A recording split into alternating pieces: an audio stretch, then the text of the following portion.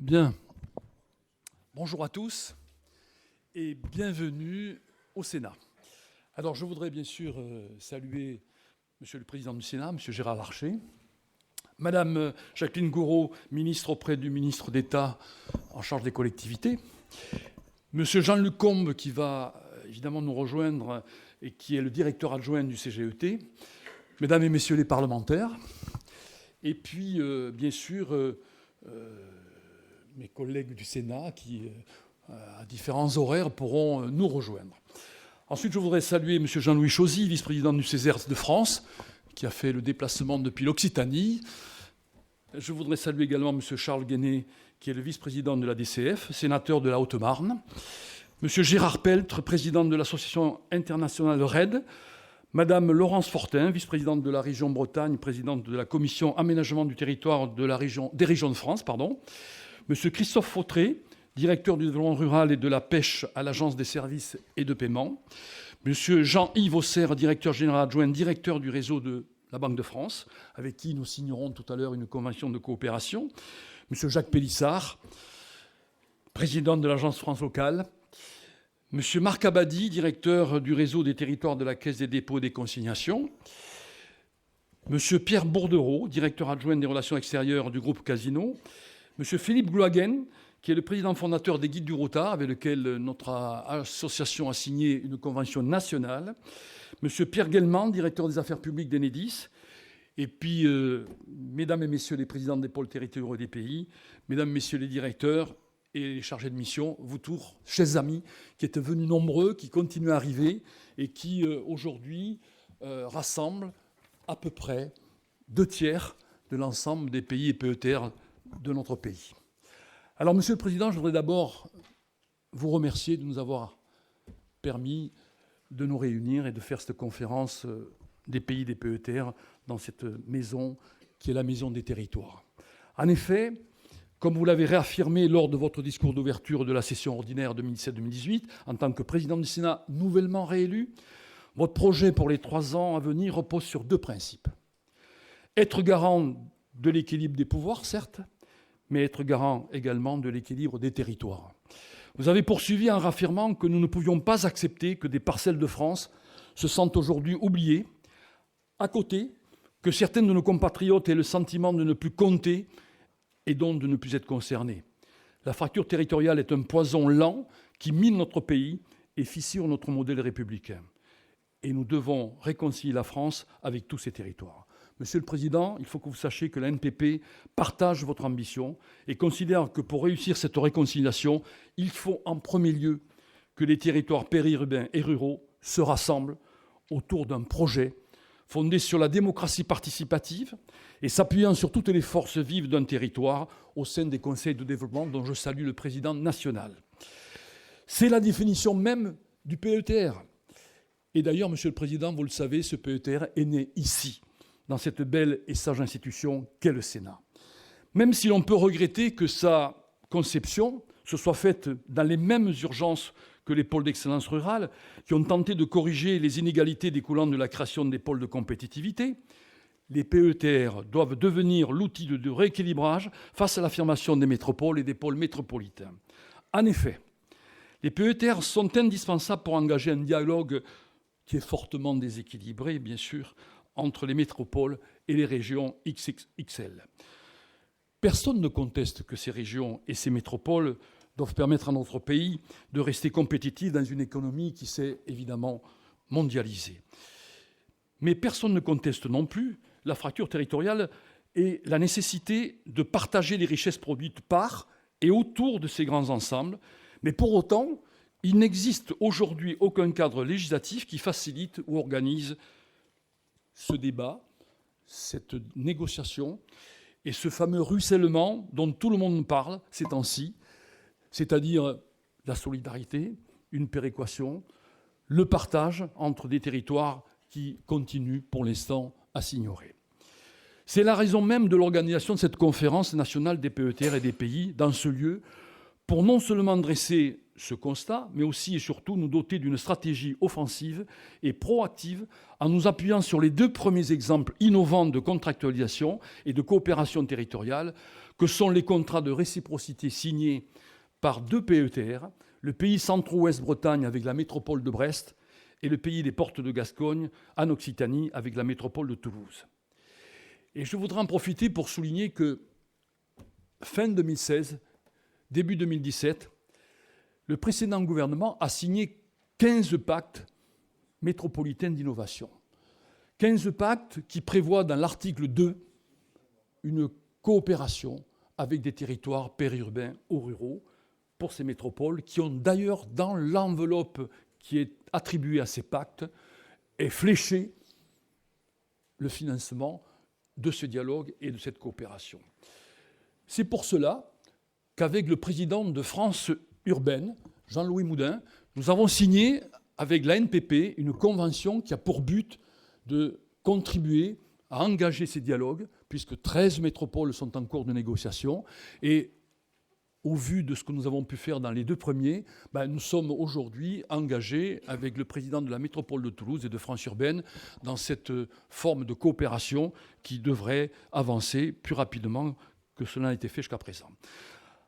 En préalable à cette réflexion commune, nous souhaitons profiter de cette rencontre pour interpeller le gouvernement, Madame la Ministre, sur un certain nombre d'annonces ou de retards qui menacent la dynamique de nos territoires et des projets qu'ils portent.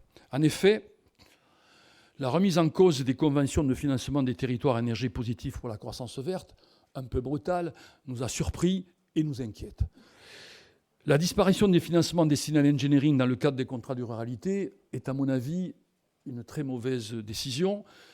Ce qui manque à nos territoires périurbains et ruraux, c'est justement cette capacité de pouvoir, dans ces négociations avec les métropoles ou les agglomérations, pouvoir avoir une capacité d'élaborer un projet. On ne va pas à ces négociations sans un projet qui puisse, en quelque sorte, donc, donner sa pleine mesure à ces métropoles par sa complémentarité territoriale et ses atouts, mais pour cela, il nous faut une capacité d'ingénierie. Et enfin, un problème qui nous préoccupe depuis 2 ans, c'est-à-dire la mise en œuvre des fonds leaders, où la situation, Madame la Ministre, est devenue insupportable pour la pérennisation financière de nos territoires. Madame la Ministre, je sais combien vous avez été attentive à la création des PETR lorsque vous étiez dans cette assemblée, dans cette haute assemblée. Aussi, je pense que nous pouvons vous demander d'être notre interprète auprès du gouvernement pour que ces 3 sujets, pour lesquels d'ailleurs nous avons récemment envoyé un courrier donc, demandant à revoir ces décisions, si possible, mais en tout cas à les négocier. Et donc, Madame la Ministre, je vous demande d'intervenir auprès de ce gouvernement pour être notre porte-parole et qu'il prenne conscience de l'impact de ces nouvelles décisions. De même, je profite de la présence de Monsieur le Préfet Jean-Luc Combes, représentant le CGET, pour l'interroger sur les objectifs et la mission de la future agence des territoires. Nous verrons tout à l'heure, au cours de la journée, puisqu'il intervient en fin de journée, comment nous pouvons avoir quelques informations. Cela veut donc dire que de beaux débats, je l'espère, nous attendent au cours de cette conférence des pays des PETR. Elles se dérouleront avec 3 ateliers, 3 principaux ateliers, 3 thématiques fortes, la coopération, l'organisation des territoires et le financement de leurs actions. Mais avant de débuter et de passer la parole à Monsieur le Président du Sénat, je voudrais remercier nos partenaires institutionnels que sont le CGET et la Caisse des dépôts qui nous ont permis d'organiser cette première conférence nationale. Je vous remercie et je cède la parole à Monsieur le Président du Sénat, Monsieur Gérard Larcher.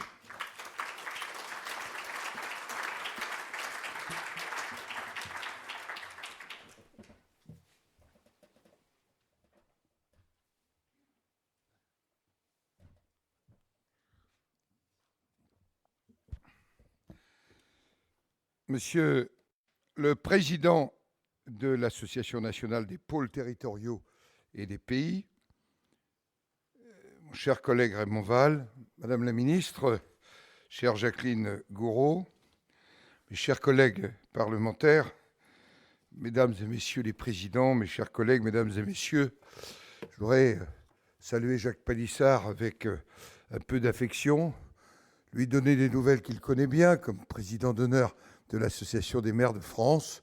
Quand je vais dans le Grand Ouest, ce qu'il a semé au travers des communes nouvelles fonctionne bien, est vivant. Mais je crois que le secret de la potion magique, c'est que ça vient du terrain, de la volonté des élus, et que ça n'est pas fabriqué d'en haut. C'est un principe à méditer, chacune et chacun. Nous qui attendons souvent trop de la loi, trop de lois, et qui nous plaignons ensuite de les subir, c'est une méditation que je propose et au gouvernement et au Parlement comme intention en ce début de semaine. Je suis très heureux de vous accueillir aujourd'hui dans cette salle Clémenceau au Sénat pour évoquer un thème qui nous tient tous à cœur, ici dans cette maison particulièrement, celui de la coopération entre les territoires et de la place des territoires ruraux. Je voudrais remercier mon collègue Raymond Vall d'avoir organisé cette rencontre et d'avoir choisi le Sénat, de remercier de m'avoir proposé d'être à ses côtés pour l'ouverture. Raymond Vall, nous le savons au Sénat, est un spécialiste concret des questions d'aménagement du territoire. Je vois un député qui est à ses côtés, qui en a aussi cette même expérience. Il a présidé la commission en charge de ces questions. C'est à l'initiative de cette commission et sous sa présidence qu'a été conçu l'outil des pôles d'équilibre territorial et rural, conçu comme un pendant, pas un anti, un pendant au pôle métropolitain, dans le cadre de la loi MAPTAM. Reprenons les mots mêmes du rapporteur pour avis de la commission, Jean-Jacques Filleul, alors sénateur. Je le cite. Alors que les territoires urbains peuvent s'organiser en pôles métropolitains, il est apparu nécessaire à votre commission de donner un signal fort en direction des territoires ruraux. L'objectif de l'amendement qu'elle a adopté à cet effet est de proposer aux territoires ruraux un outil de développement et d'aménagement qui leur permette de poursuivre les démarches engagées, notamment par les pays et les dynamiques territoriales existantes. Fin de citation.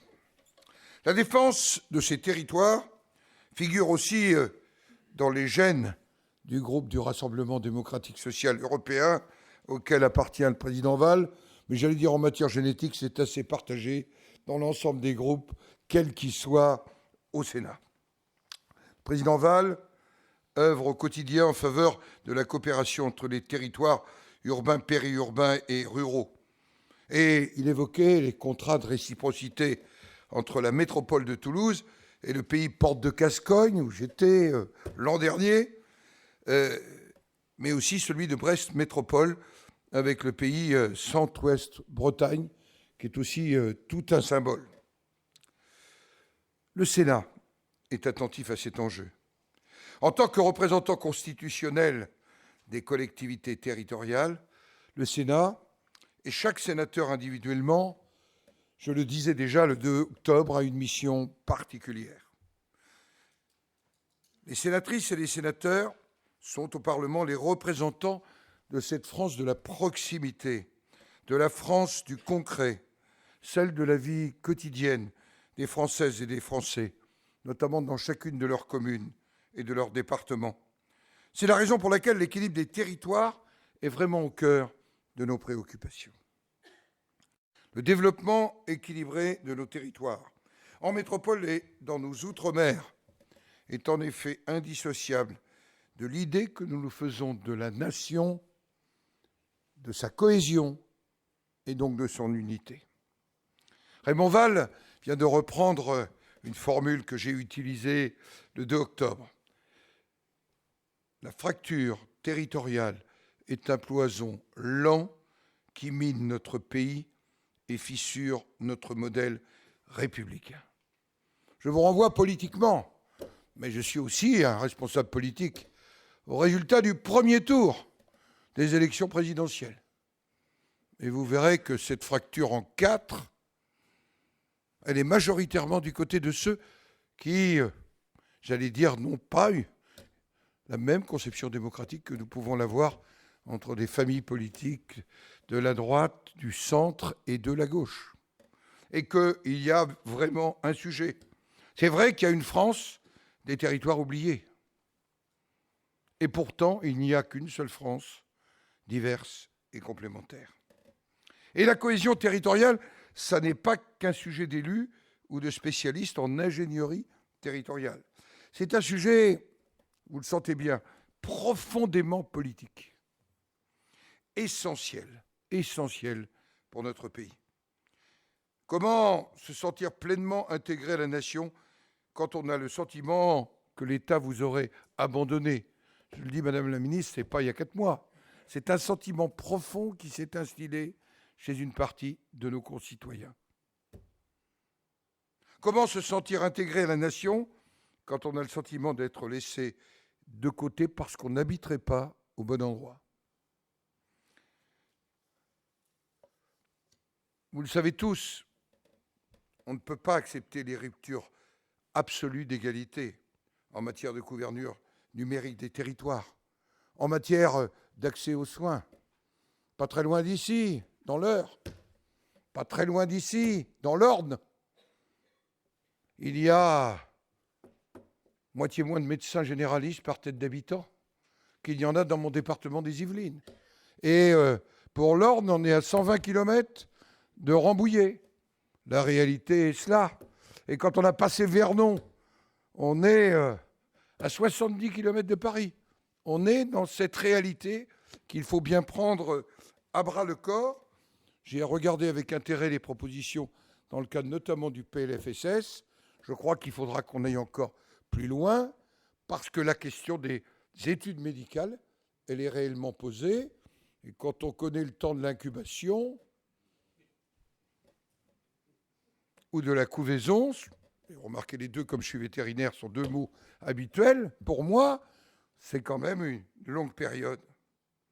On ne peut pas non plus voir, moi je me suis beaucoup rendu sur le territoire, j'ai fait 60 départements en 3 ans. Ce qu'on observe, l'anorexie progressive des centres-bourgs et des petites villes. Et vous savez, le diagnostic, il est très facile à faire.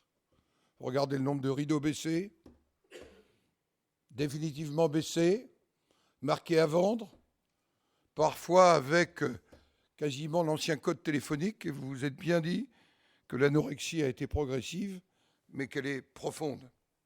Le Sénat mène d'ailleurs un travail actuellement sur ce sujet et fera prochainement des propositions en étant très attentif, j'y reviendrai, au retour de terrain des élus locaux.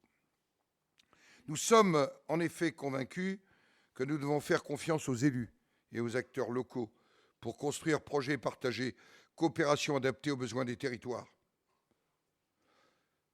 De nombreuses réformes territoriales ont eu lieu depuis 9 ans. Il faut désormais laisser le temps aux élus de digérer ces réformes, de se projeter. Ça n'exclut pas des aménagements pragmatiques qui pourraient s'avérer indispensables pour s'adapter à certaines réalités. Jacqueline Gourault le sait, nous avons échangé sur ce point. Je l'ai dit très exactement il y a 9 jours en tête-à-tête au président de la République. C'est le sens d'ailleurs des initiatives prises par notre commission des lois, sous l'impulsion de son président, Philippe Bas. Pour le Sénat, la loi NOTRe, ce n'est pas un totem, même si nous pensons qu'il faut en préserver l'économie générale. Nous l'avons d'ailleurs voté assez collectivement ici au Sénat. D'ailleurs, pour dire cessons le feu, ça faisait 7 ans qu'on était en réforme. Mais il faut savoir être pragmatique. Et je le disais il y a un instant, procéder éventuellement aux ajustements nécessaires. Ce sera notre démarche qui s'appuiera sur davantage de consultations et sur la mission d'évaluation des réformes territoriales.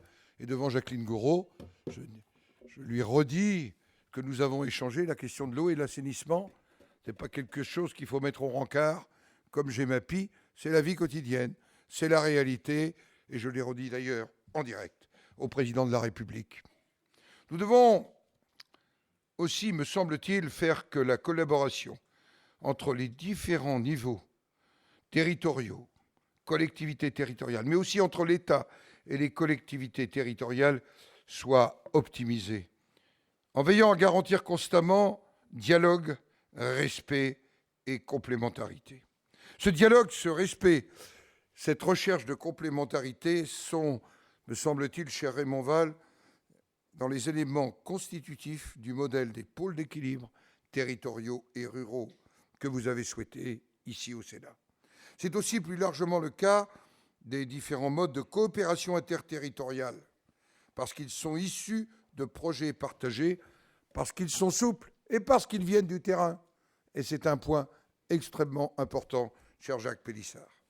C'est ce que nos collègues Jean-Marie Bockel, Charles Guené, dans un rapport récent, au nom de la délégation collectivité territoriale, ont souligné, je les cite, les pôles d'équilibre territoriaux et ruraux et les pôles métropolitains peuvent devenir de nouveaux territoires de projet.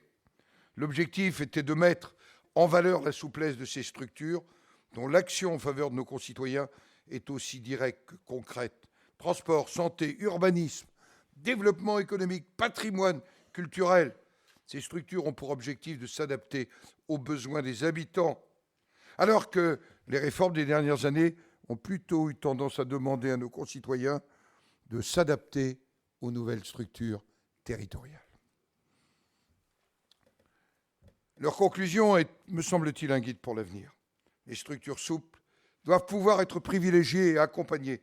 Elles sont gages d'efficacité, mais également d'économie par les mutualisations qu'elles sont susceptibles d'organiser sur la base du volontariat. Le dialogue et le respect sont une des conditions de la réussite des territoires de projet. Ils sont également essentiels pour la qualité des relations entre l'État et les collectivités. Je réaffirme ce matin les propos que je tenais au président de la République dans cette même salle lors de la conférence nationale des territoires. C'était le 17 juillet dernier.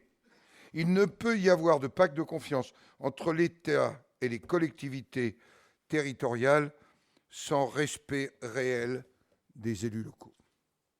Le Sénat, qui est une assemblée parlementaire de plein exercice, qui n'a pas d'ailleurs que le sujet des territoires. Le Sénat, c'est l'équilibre des pouvoirs et l'équilibre des territoires, ce qui est d'ailleurs assez différent du Bundesrat allemand. Et je ne revendique pas pour le Sénat, je le dis clairement, le statut du Bundesrat. Je revendique d'être une assemblée du bicamérisme. Oui, je disais, il ne peut y avoir de pacte de confiance sans respect réel des élus locaux. D'où notre attention à l'article 72 de notre Constitution, d'où notre attention à la question future de liberté de gestion des personnels, d'où notre attention absolue au respect de l'autonomie financière, et nous avons même une jurisprudence du Conseil constitutionnel à ce sujet. Voilà les lignes rouges au Sénat. Mais la confiance, ça ne se décrète pas, ça ne fait pas que se déclarer. Cela doit se prouver par les actes. Et Madame la Ministre, les trois questions que Raymond Vall a posées, vous le savez bien, sont au cœur d'interrogations aujourd'hui que nous avons entendues tous les deux, avec quelques heures de décalage à Marseille, de la part des départements, que nous entendrons, je n'en doute pas, de la part des communes, que nous avons entendues de la part des régions.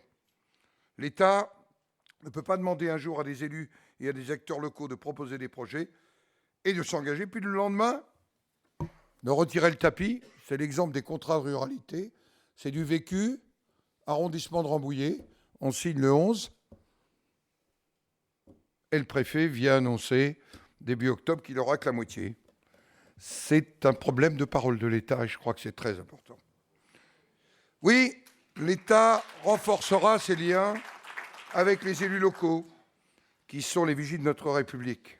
Parce que nous vivons un sénateur de 2017, octobre, qui n'est pas le sénateur de juin 2017. Depuis la mise en œuvre du texte sur les cumuls des mandats, nous allons engager dans les semaines qui viennent, j'allais dire, le renforcement de la proximité du Sénat avec les élus du territoire et avec les collectivités territoriales. D'ores et déjà, depuis la fin du printemps, nous avons mis en œuvre une mission d'assistance juridique, et je le dis à tous les élus locaux que je rencontre, que vous pouvez saisir au travers de vos sénateurs, qui sont votre porte d'entrée. La mission de suivi aussi des lois de réforme territoriale, qui avaient été créées sous le précédent triennat, sera maintenue et renforcée.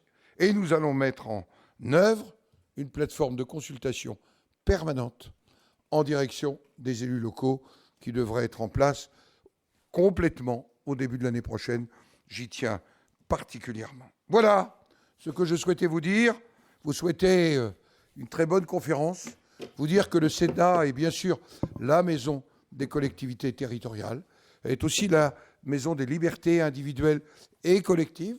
Nous venons de le réaffirmer dans un texte récent où nous avons soutenu le gouvernement, mais en même temps posé nos exigences en matière de liberté. Je pense au texte de prévention et de lutte contre le terrorisme. Voilà des sujets où notre Assemblée est fidèle à sa double mission de représentation des collectivités territoriales et de protection des libertés. Ça aussi, c'est dans nos gènes, et j'allais dire quel que soit le groupe auquel nous appartenons. Bonne journée.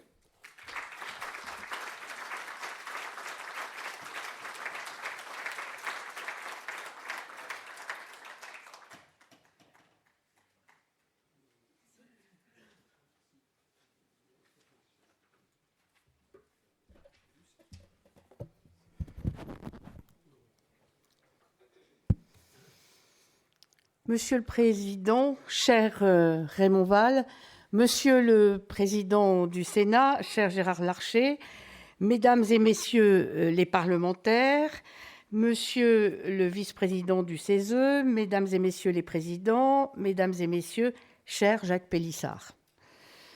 Jacques Pélissard, avec qui, vous savez, j'ai longtemps travaillé à l'Association des maires de France, en étant sa vice-présidente. Et je redis ici devant vous combien j'ai aimé ce travail à ses côtés dans cette belle association des maires de France.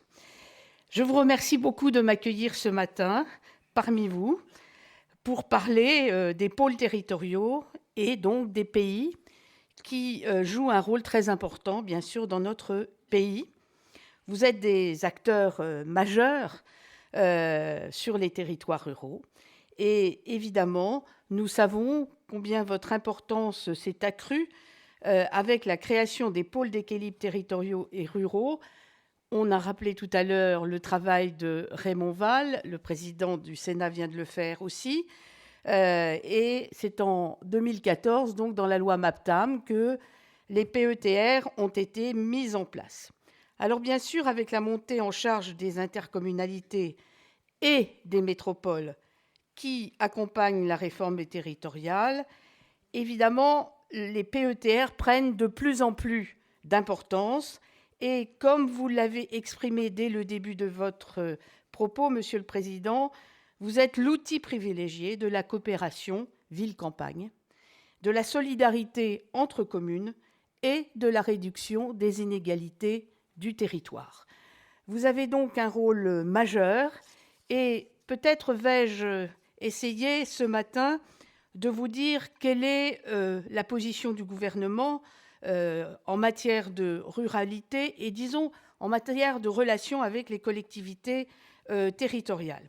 Le président de la République l'a rappelé ici même, le président du Sénat vient d'y faire référence, à la Conférence nationale des territoires qui a été lancée au Sénat. Bien sûr, cette conférence nationale du territoire est un lieu de dialogue et le président de la République l'a créé avec l'idée de renouer la confiance entre les collectivités locales et l'État, confiance qui a été, au fil des années, un peu écornée, si je puis dire modestement.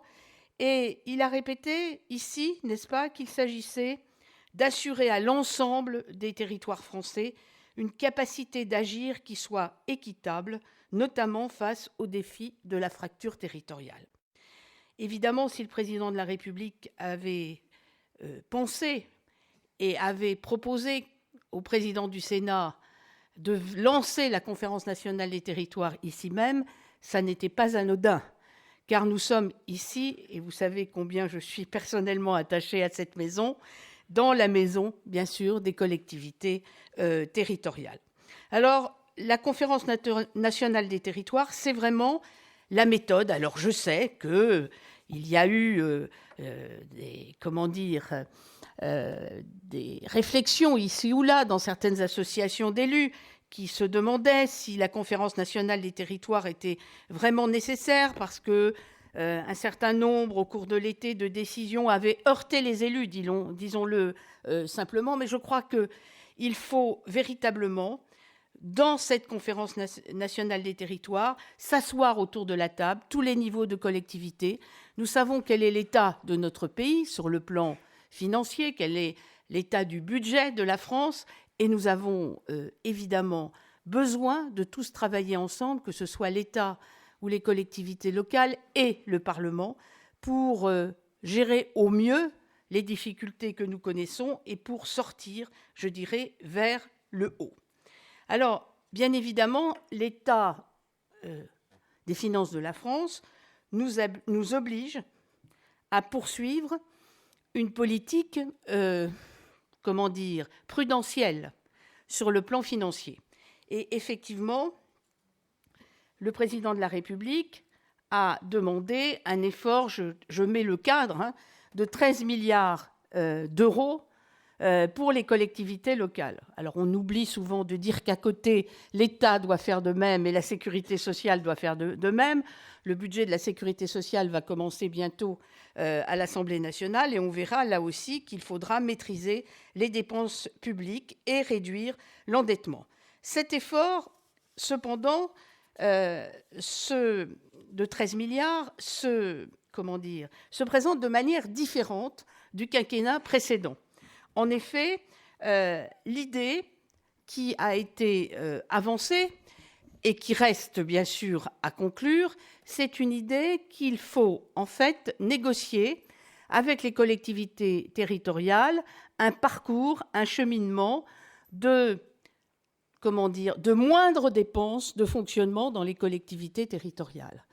Ce qui veut dire, en clair, qu'il n'y aura pas l'année prochaine de ponction sur la DGF, que la DGF de 2018 sera au même niveau que la DGF de 2017. Elle sera même en légère augmentation, mais pour ne pas faire des propos trop optimistes, disons qu'elle sera identique à l'année précédente. Alors, c'est quelque chose qui est très important et qui permettra, nous l'espérons, aux communes d'avoir une gestion qui leur permettra de dégager, bien sûr, de fonctionnement pour l'investissement. L'idée est de passer, vous le savez, des contrats avec les 319 plus grandes collectivités qui représentent plus des 2/3 de la dépense publique locale. Outre cette méthode de négociation, une mission partenariale présidée par Alain Richard, qui fait partie de cette maison, et le préfet Dominique Bure a été lancée début d'octobre. Elle associe élus locaux, personnalités qualifiées et hauts fonctionnaires afin d'approfondir les différentes hypothèses de travail dans ce cadre. Donc, évidemment, je termine sur ces 13 milliards.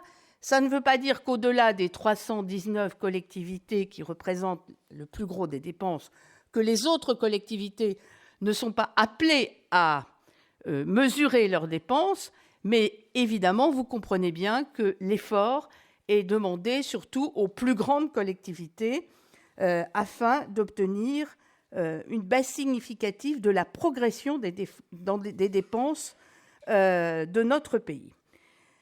Par ailleurs, cet engagement est doublé d'un certain autre type d'engagement sur la péréquation. En effet, non seulement on ne réduira pas de façon unilatérale les concours financiers de l'État aux collectivités, mais il faudra aussi faire en sorte que les composantes péréquatrices de la DGF soient aussi abondées.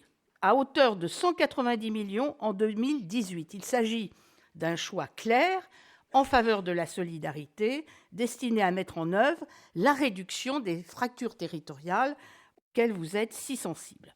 À ce titre, la dotation de solidarité rurale des communes, la DSR, augmentera de 90 millions d'euros et le fonds de péréquation des ressources intercommunales et communales, le fameux FPIC, sera maintenu à 1 milliard d'euros. Il y a aussi, bien sûr, le soutien à l'investissement rural. Les communes, en particulier les communes rurales, bénéficieront par ailleurs pleinement en 2018 de la consolidation des subventions d'investissement.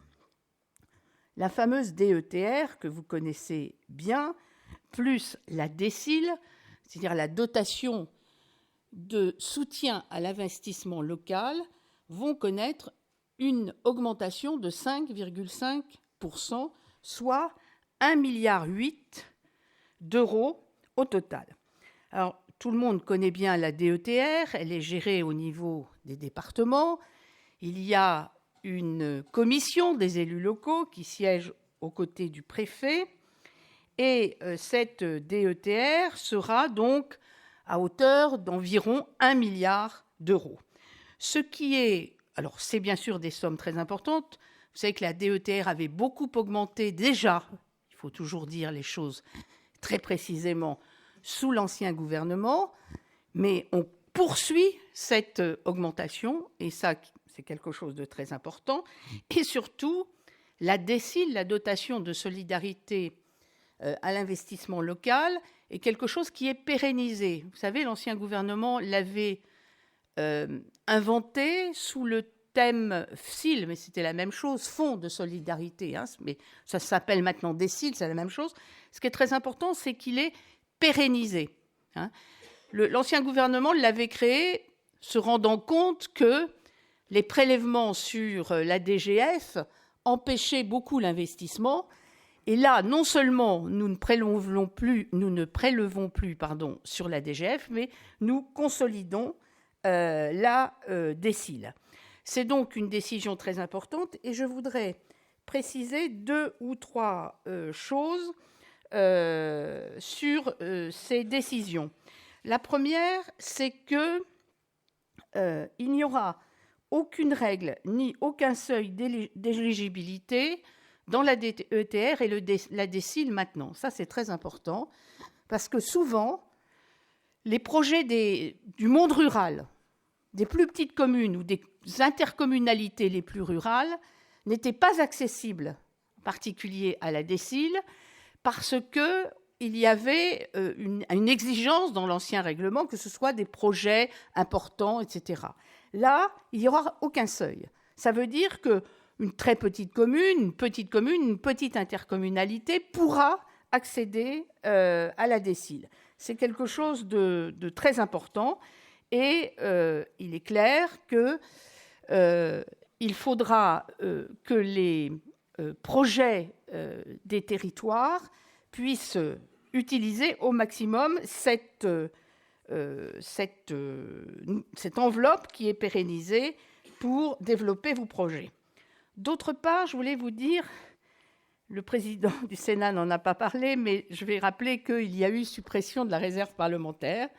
Ça a été plus ou moins bien ressenti sur les territoires, si je puis dire. Une partie des fonds de la réserve parlementaire, de l'ancienne réserve parlementaire, sera transférée aussi dans les dotations locales, c'est-à-dire déconcentrées et donc dans les mains du préfet comme la DETR. Ce qui est important aussi de rappeler, c'est que dans la loi de finances pour 2017, il avait été décidé la présence de 4 parlementaires par département pour siéger à côté du préfet, à côté de la commission d'élus locaux au niveau de la DETR. Je crois qu'il faudra, bien sûr, que les parlementaires soient très présents. Ça sera aussi pour eux une manière de suivre, de flécher les anciens fonds de la réserve parlementaire.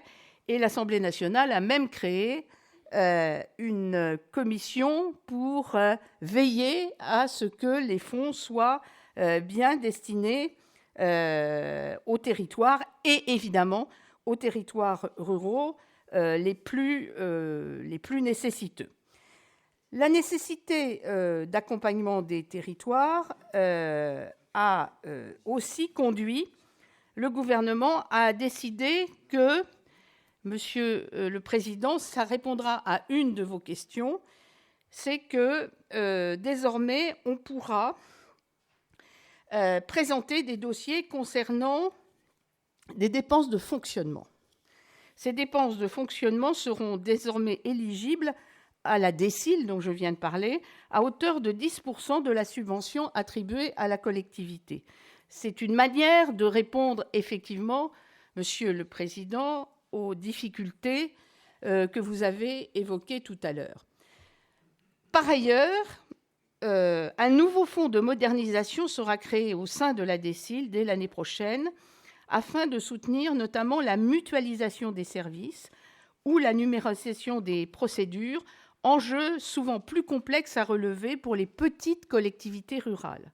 Ce fonds sera abondé à hauteur de 50 millions d'euros. Enfin, afin de soutenir l'allègement des tâches administratives et l'efficience des procédures, nous allons simplifier le versement du FCTVA. Vous savez que c'était quelque chose d'assez compliqué, qu'il fallait le faire dépense par dépense pour l'éligibilité. Désormais, ce sera automatique et donc ça sera, je crois, une simplification qui sera la bienvenue. Donc, j'ai entendu, Monsieur le Président, ce que vous avez dit concernant aussi les contrats à énergie positive.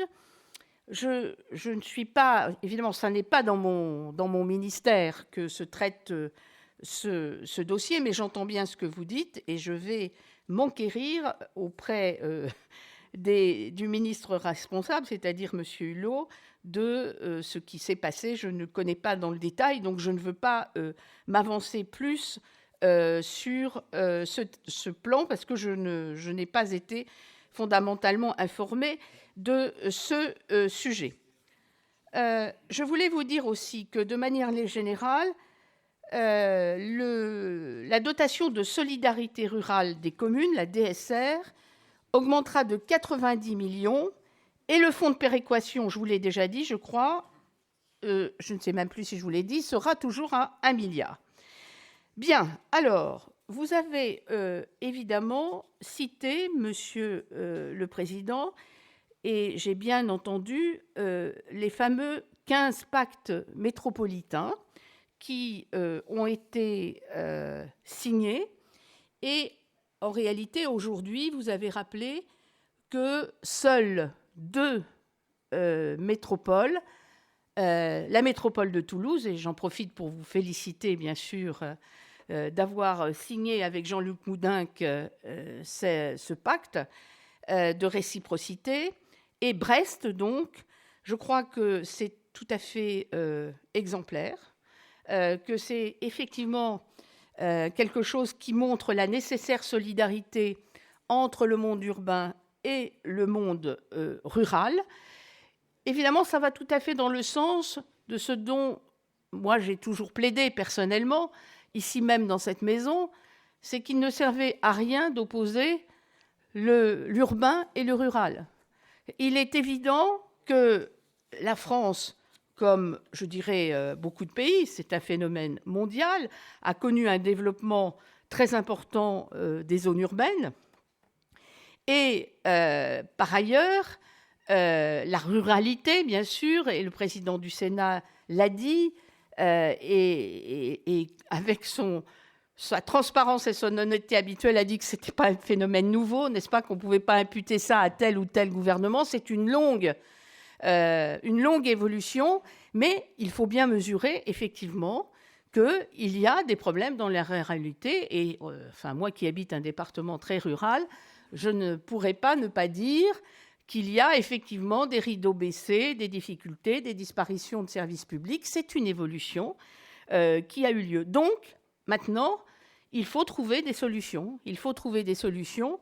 J'étais en Eure-et-Loire jeudi, ou vendredi, je ne sais plus très bien comment je vis, mais c'est pas grave.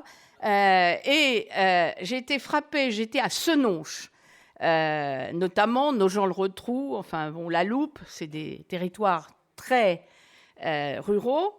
Et j'ai été frappée de la manière dont les élus, justement, avec un président de Senonches qui est président d'une communauté de communes, prenaient les choses à bras-le-corps, si vous voulez, pour que la ruralité se développe et pour trouver des projets, aussi bien des projets industriels que des projets d'aménagement, etc. Et je crois effectivement que, je vais oser dire ça, hein, et ne criez pas, je vous dis avant, ne criez pas avant que je vous parle. Il y a des ruralités, on trouve des ruralités très difficiles, etc., et qui arrivent à s'en sortir parce qu'il y a des élus qui, au fond, prennent leurs responsabilités. Alors, ça ne suffit pas, il faut être aidé, il faut l'accompagnement, bien évidemment, de l'État, j'en suis bien consciente.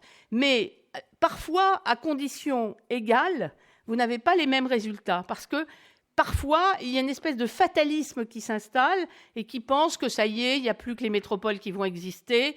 Non, il faut se battre, et c'est ça la particularité de votre association, et je le dis vraiment avec beaucoup de conviction. Bravo pour ce que vous faites, et bravo de penser toujours au territoire de demain et de travailler, bien sûr, au développement de vos territoires en permanence. Je voudrais ajouter 2 choses pour terminer, pour ne pas être trop longue. Je ne parle pas des fonds leaders, mais je vais regarder pourquoi il y a tant de retard au moment où nous passons de l'État aux régions, puisque vous savez, c'est aussi le passage. Est-ce que cela est lié? Il y a 2 choses que je voulais vous dire, et pour répondre aussi au président du Sénat, qui le sait très bien, puisqu'il en parle avec le président de la République et le Premier ministre. Mais dans les 5 années qui viennent, dans le quinquennat, il n'y aura pas de grande réforme territoriale. Le président de la République l'a annoncé haut et fort, et c'est c'est heureux. Parce qu'effectivement, depuis un certain nombre d'années, nous avons eu beaucoup de réformes territoriales. Il y a eu celle de 2010, qui avait beaucoup touché la réforme RCT, réforme des collectivités territoriales, qui avait beaucoup touché déjà l'intercommunalité. En gros, c'était toute commune doit être dans une intercommunalité. Et puis la loi MAPTAM, et puis la loi NOTRe. Et tout cela a fait de profonds bouleversements, des changements de limites de région, des changements de mode d'élection dans les départements, des agrandissements des intercommunalités. Et donc, je crois que le temps de la pause est venu. Ce qui n'exclut pas, effectivement, de faire des réformes à la marge. Je vous annonce effectivement 2 choses en réponse aux questions qui ont été posées. D'abord, à l'initiative du parlementaire Marc Fesneau, président du groupe MODEM à l'Assemblée nationale, il y a eu dépôt d'une PPL sur GEMAPI. Alors, personne ne s'étonnera que je connaisse bien Marc Fesneau et que nous soutenons, bien sûr, le gouvernement soutient cette initiative, et nous avons déjà travaillé avec lui. Alors, je vais être assez précise pour dire 2 choses, je ne vais pas rentrer dans le détail.